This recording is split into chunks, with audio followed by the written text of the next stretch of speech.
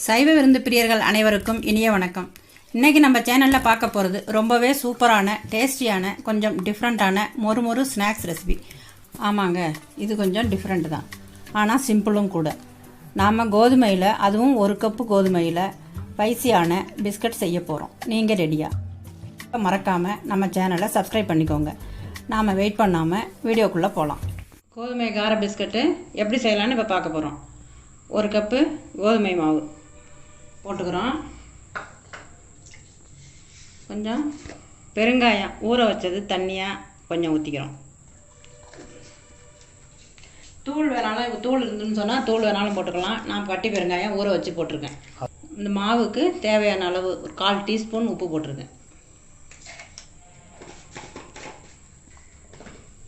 பெருங்காயத்தூளை விட பெருங்காயம் கட்டி பெருங்காயம் வந்து சுவை கொஞ்சம் கூடுதலாகவே இருக்கும். இது வந்து தனி மிளகாய்த்தூள் ஒரு 1/4 டீஸ்பூன். இது வந்து நல்லா கலக்கிக்கணும்.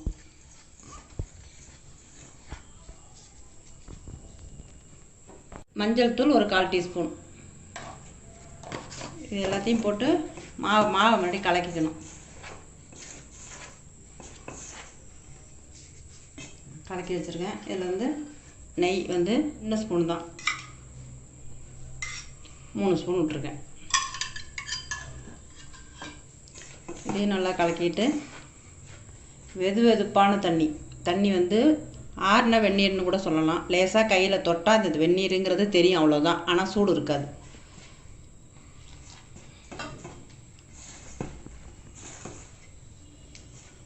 நல்லா மாவை நல்லா சப்பாத்தி மாவு பதத்துக்கு நல்லா பிசைஞ்சிக்கணும்.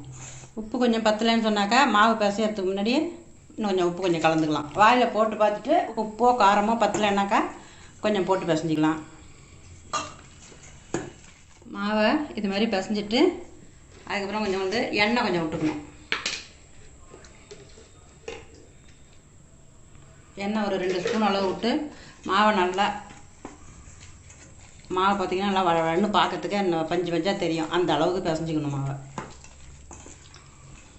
இது நல்லா இப்போ எண்ணெய் விட்டு நல்லா நைவாக பிசைஞ்சாச்சு. இது ஒரு 10 நிமிஷம் ஊறணும். 10 நிமிஷம் ஊறிச்சுனாக்கா பிஸ்கட்டு நல்லாயிருக்கும், கார பிஸ்கட்டு நல்லாயிருக்கும். இது அப்படியே ஒரு 10 நிமிஷம் ஊறட்டும். மாவு 10 நிமிஷம் ஆயிடுச்சு. 10 நிமிஷம் ஆனதுக்குனா இப்போ 2 உருண்டையாக அப்படியே உருட்டி வச்சுருக்கேன் சின்னதாக. வச்சுட்டு அடுப்பை பற்ற வச்சு வானொலி அடுப்பில் வச்சுக்கிறோம். பொரிக்கிறதுக்கு எண்ணெய் ஊற்றிக்கிறோம்.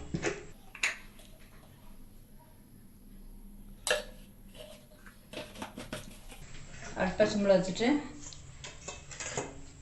இதை எடுத்து கொஞ்சம் கோதுமை மாவு வச்சுருக்கோம். இந்த கோதுமை மாவை தொட்டுட்டு அப்பளமாக போட்டுக்கணும். அப்படியே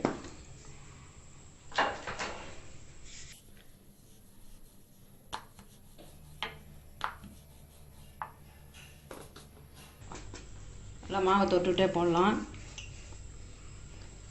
நான் மோடு பள்ளம் இல்லாமல் ஒத்தாப்பில் போட்டுக்கணும்.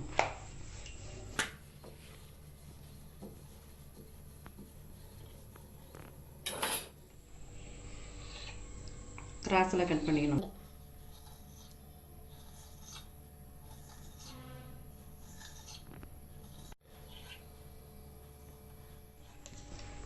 இது மாதிரி எல்லாத்தையும் கிராஸாக கட் பண்ணி வச்சுக்கணும். அடுப்பில் எண்ணெய் காயணும்.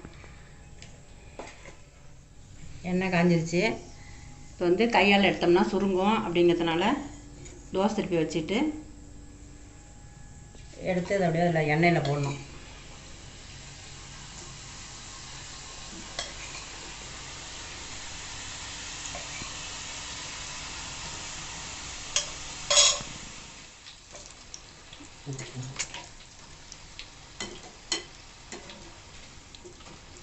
வெந்நீர் ஊற்றிருக்கிறதுனால இது எப்படி இருக்குன்னு கேட்டால் உங்களுக்கு வந்து பூரி மாதிரிலாம் சவுத்தெல்லாம் போகாது. நல்லா மொறுன்னு இருக்கும் நல்லா சாப்பிட்றதுக்கு. அதனால தான் கொஞ்சம் வெந்நீர் ஊற்றுறது. இன்னும் வேணாக்கா நெய்யும் சுட வச்சு ஊற்றிக்கலாம். நான் வந்து வெந்நீர் ஊற்றுறதோட நிறுத்திட்டேன். நெய் சாதாரணமாக தான் ஊற்றிருக்கேன். இதுக்கே இது நல்லா மொறுன்னு நல்லாயிருக்கும். கலர் பொன்னிறமாக இருக்கும்போது எடுத்தோம்னா அது நல்லாயிருக்கும். அது போடும்போதே நல்லா மொடன்னு தெரியும். மொறுப்பு இந்த சவுண்டு தெரியும். இந்த பிஸ்கட் வந்து 20 நிமிஷம் ஆகும். 20 நிமிஷத்தில் 10 நிமிஷம் மாவு ஊறுறதுக்காக. அந்த மாவு ஊறிடுச்சுன்னு சொன்னால் 10 நிமிஷத்தில் பிஸ்கட் செஞ்சிடலாம். கோதுமையில் இந்த பிஸ்கட் செஞ்சுருக்கிறதுனால பிள்ளைங்களுக்கு நல்லா எனர்ஜியாக இருக்கும். பிள்ளைங்க நல்லா விரும்பி சாப்பிடுவாங்க. காரம் இருக்கிறதுனால நல்லாவும் விரும்பி சாப்பிடுவாங்க. இந்த கோதுமை கார பிஸ்கட்டை நீங்களும் வீட்டில் செஞ்சு சாப்பிட்டு பார்த்துட்டு எப்படி இருக்குன்னு கமெண்ட்டில் சொல்லுங்கள். இந்த வீடியோ உங்களுக்கு பிடிச்சிருந்ததுன்னா லைக் பண்ணுங்கள், ஃப்ரெண்ட்ஸுங்களுக்கு ஷேர் பண்ணுங்கள். இது வரைக்கும் நம்ம சேனலை சப்ஸ்கிரைப் பண்ணணும்னா உடனே சப்ஸ்கிரைப் பண்ணிடுங்க. பக்கத்தில் தெரியுற பெல் ஐக்கானையும் ப்ரெஸ் பண்ணுங்கள். அப்போ தான் நம்ம சேனலில் வர வீடியோவை நீங்கள் மிஸ் பண்ணாமல் பார்க்கலாம்.